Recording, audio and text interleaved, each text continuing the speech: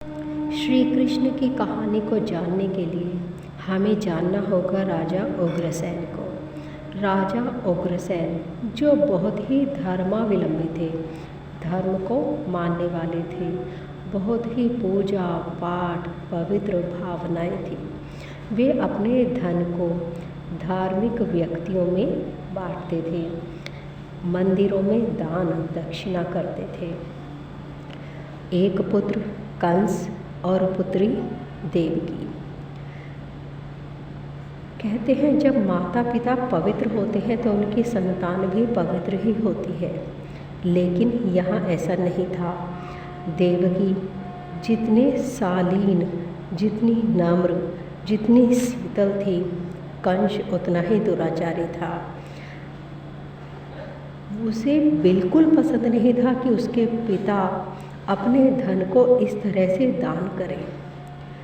शराब में डूबा हुआ, गलत संगत में गलत मित्रों के साथ रहता था और महाराजा उग्रसेन को ये बिल्कुल भी पसंद नहीं था।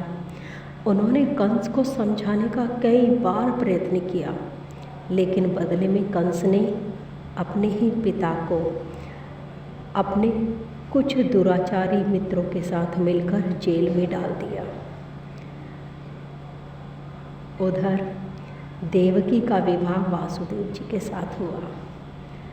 वासुदेव, जी हाँ, पवित्र, बहुत ही अच्छी आत्मा, लेकिन कंस वसुदेव को बिल्कुल भी पसंद नहीं करते थे। जिस तरह से आज बहुत सारी आत्माओं के साथ मैसेजिंग होती है, वो परमपिता परमात्मा से बात कर सकते हैं, वैसे ही जब अंधकार चारों ओर फैल गया, सारी प्रजा त्राही त्राही करने लगी, कंस के अत्याचार चारों ओर बढ़ने लगे, तब महान व्यक्तियों ने भविष्यवाणी की कि कंस को मारने वाला जल्दी ही इस पृथ्वी पर अवतरित होगा। और ये भविष्यवाणी कंस को भी पता चली। कंस ने ऐसे धर्मावलंबी व्यक्तियों का वध कराना शुरू कर दिया और तब स्वयं परमपिता परमात्मा ने भविष्यवाणी की कि कंस को मारने वाला उसी की बहन के गर्भ से पैदा होगा। देवकी का 8वां पुत्र कंस का वध करेगा। तब कंस ने अपने पूर्ण सामर्थ्य के साथ देवकी को मारने का प्रयत्न किया। एक भाई ने अपनी सारी सोच समझ को त्याग करके देवकी का वध करने का प्रयास किया और उस वक्त देवकी के पति वसुदेव ने कंस के सामने निवेदन किया कि वो देवकी को ना मारे। यदि उन्हें देवकी की संतान से भय है, उसकी 8वीं संतान से भय है, तो वे देवकी की उस 8वीं संतान को उसे देने के लिए तैयार है, पर वो देवकी का वध ना करे। तब कंस ने देवकी और वसुदेव दोनों को कारागार में डाल दिया और ये निश्चय किया कि जब तक उनके पुत्र की हत्या वो नहीं कर देगा, तब तक वो उन्हें रिहा नहीं करेगा।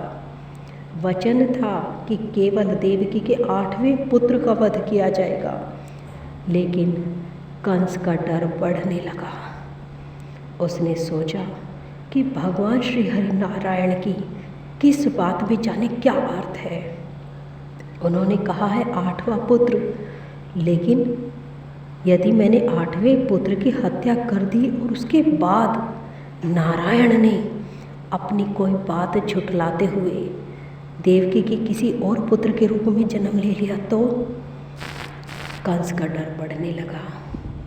अब कंस ने निश्चय किया कि वो देवकी के सभी पुत्रों की हत्या कर देगा और साथ ही उसने ये कोशिश की कि देवकी का पुत्र पैदा हो ही ना, पृथ्वी पर आए ही ना। उसने देवकी और वासुदेव को जंजीरों में बांध दिया, लेकिन परमपिता परमात्मा का प्रेम ऐसा है कि देवकी और वासुदेव अलग अलग बंधते हुए भी उनके संकल्प शक्ति से देवकी ने 8 पुत्रों को जन्म दिया। देवकी के 7 पुत्रों को उसी की नज़रों के सामने सिर के बल पत्थर की शिला पर पटक कर मार दिया गया। एक नवजात शिशु को देवकी निगाह भर देख भी ना पाई। अपने वचन के अनुसार जैसे जैसे पुत्र पैदा हुए वैसे वैसे देवकी ने कंस के चरणों में रख दिए। बहुत मिन्नतें की, प्रार्थना की, पर कंस पर कोई असर नहीं हुआ और उसने देवकी के 7 पुत्रों की हत्या कर दी। आज इस कथा में हम ये भी जानेंगे कि कौन थी देवकी और देवकी के ऐसे क्या कर्म थे कि उसे अपने ही भाई के हाथों कारागार में बंद होना पड़ा। क्यों उसे अपने 7 पुत्रों की हत्या देखनी पड़ी? उसके ऐसे क्या कर्म थे जो उसे इतने दुख, इतनी पीड़ा को सहन करना पड़ा?